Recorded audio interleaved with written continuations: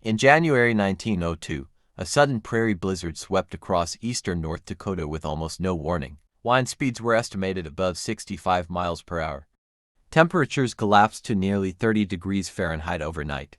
Entire farmsteads disappeared beneath moving walls of snow. In Trail County, local reports later recorded multiple fatalities, most caused not by cold alone, but by disorientation and carbon monoxide buildup inside tightly sealed homes. But one homesteader survived differently. Her name was Katerina Volkov, a Russian immigrant living alone on a modest claim. Katerina had spent the previous harvest season enlarging her root cellar. What began as a simple food storage pit became something more deliberate. She deepened it to nearly 7 feet, reinforced the walls with timber and clay, and installed a narrow ventilation shaft lined with scrap stovepipe. Neighbors assumed she was overbuilding. Then the storm arrived. On the evening of January 9th, whiteout conditions erased the horizon. Snow packed against doors and shattered windows.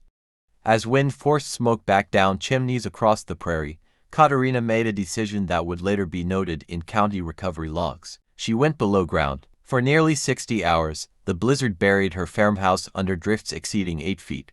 Above ground, temperatures were lethal.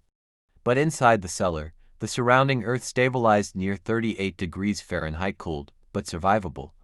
With controlled airflow and a small oil lamp for minimal heat, she avoided both freezing and suffocation. When the storm cleared and search parties began moving between isolated claims, they found her emerging from a snow-covered cellar door alive. Later agricultural extension reports referenced her preparation as an example of subsoil thermal advantage, decades before such environmental principles were formally taught in rural engineering programs. This was not luck. It was preparation guided by observation. On the open prairie, strength against winter often failed, but those who understood the quiet warmth of the earth beneath their feet sometimes survived storms that erased everything else.